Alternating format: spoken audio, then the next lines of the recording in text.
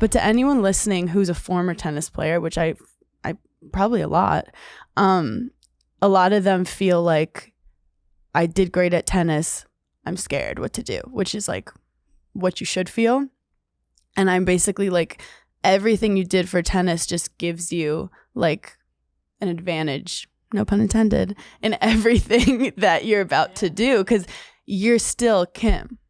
Yeah. And you're going to put all of the things that made you good at tennis into something else. And that's why also like I'm so excited for your foray into whatever else you want to do. Right. But a lot of it is like figuring that out, because you've been so focused tennis and in the family, and it's you know, like there's so much. You weren't sitting around being like, what's another dream I could have? Then you wouldn't have made it. No, because you can't be like, what could be fun else to do today? No, I'm playing tennis and I'm going to be great at it. So after I graduated college, I was in that like searching period. I did it's funny, I thought I wanted to interview people because I was doing some sports broadcasting at Wisconsin, which is funny because that's what I do now. But I was like, no, you can't be that's crazy. Interview on TV. Let's calm down. So then I was like, let's do cold calling sales. Let's do marketing. And then eventually I saw an old video of me like reporting on YouTube. And I was like, I want to do video. Like I want to be on camera. I just didn't know what capacity. And then I always use this like surfing analogy. Like when you find the right thing, like you get in the right wave, it feels really smooth. And I think that is what happened to me with my comedy career. How much of that feeling, the struggles that you were having when you were playing tennis, do you feel like was your intuition being like, this is just not where I'm supposed to be? Oh my God, you're my therapist. I mean, I would like to raise awareness, and like we've seen it with like Arina Sabalenka. We've seen it a lot actually. Yeah. But I really struggled when I was 14. I changed. I had like a Western grip, and it was changed.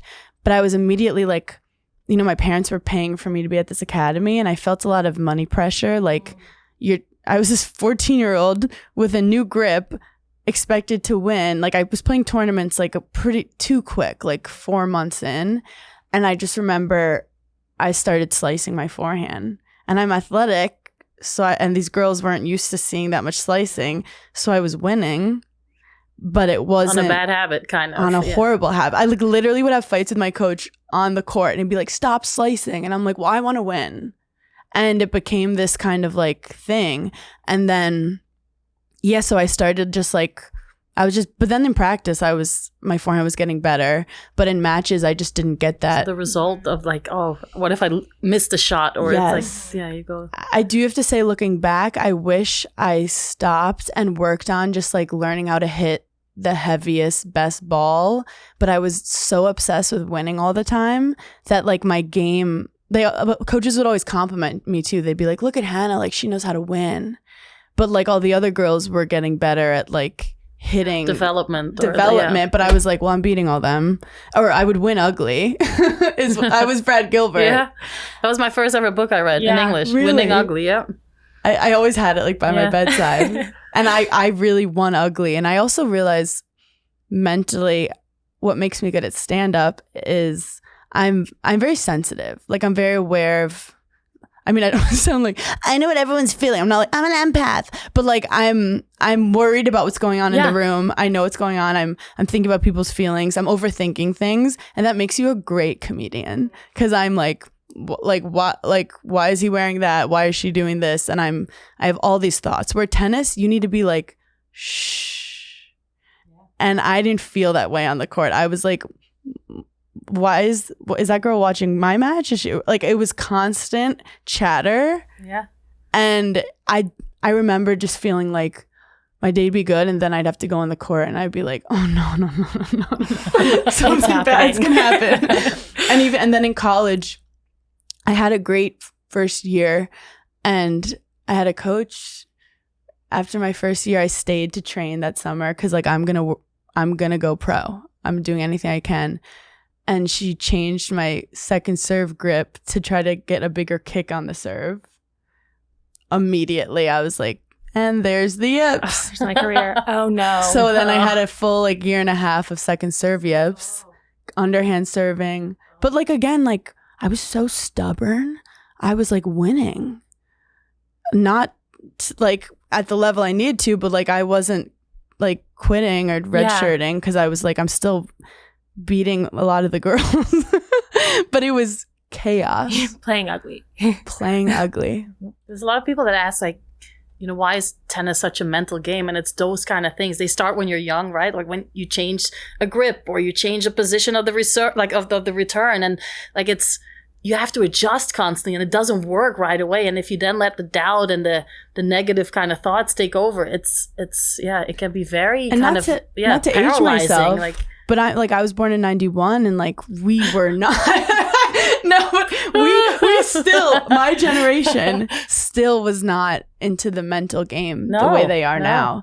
I remember someone trying to talk about your breath at one of the Super Nationals. They were like, you got to work on you're getting your heart rate down. And I was like, what is this hoopla? What is this voodoo stuff? Yeah. I'm trying to hit a forehand. Yeah. So I did have a lot of mental stuff with the game, but one thing is I always like pushed through, and I was really proud of myself. Like I never quit.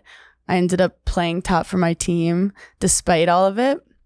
But then after graduating, I was like, why did you torture yourself? You didn't even go pro. You have nothing to show for it. And then when comedy came, I felt prepared in a way, because I was like, I know how to be great at something. I've done it before. Show me like what I have to do, and I know how to execute something. And now I'm going to do it in a different way. I'm going to be kind to myself. I'm going to like do it with confidence. I'm going to not be egotistical with it. And I'm not going to be too hard on myself. So I feel like I took the things that I failed at with tennis and like re-coached myself. Because I had some coaches that definitely threw me off. And I was able to, like reparenting, if you're familiar, I was able to kind of re-coach. And when I got off stage and something didn't go well, I said, I'm proud of you for going out there. And I hope you had fun with it. And if you don't feel like doing it the next day, don't. Where I never had that with tennis. Yeah. Are your parents different parents now in this career than they were in your tennis career? Yes. Yeah. Yes. Well, my dad, I think he was so excited that I was like gifted. Like, because whenever we'd go anywhere, all the coaches would be like, we got it. We got it. It just, I was athletic. Yeah. And we got so excited, but I think I had a real fear of disappointing him. And I feel like so many professional players dealt with that. Like that's not, and maybe they dealt with it better than me. I was definitely like, some people were like, fuck you, dad. Or like they'd tell their parents not to come to the matches. It took me till I was like 16 to be like, actually, I think I want to do this alone. And I remember like winning a tournament after telling him not to come, and we were just laughing. But I wanted it to be a thing with my dad. Like I love my dad so much. It just, I couldn't handle like letting him down. And I felt like going on the court was like a chance to let him down, which is such a skewed perspective. And saying it out loud, you realize like, okay, that wasn't the best way to approach it. But I was a kid. Yeah. I definitely felt that like I wanted to make my dad proud, but I was always so excited because my dad played soccer professionally in Belgium. So he was like early on in my career. It's not even a career. It's like my hobby, right? He would like, whenever he was able to be there, I was like, I want to show him what I learned. I want to show him like what I can do, that I'm tough. Like, and you know, like my sister and I, we weren't never brought up as like being daddy's little princesses. We were like his tigers. Like that's how we were brought up. Oh, right? I love that.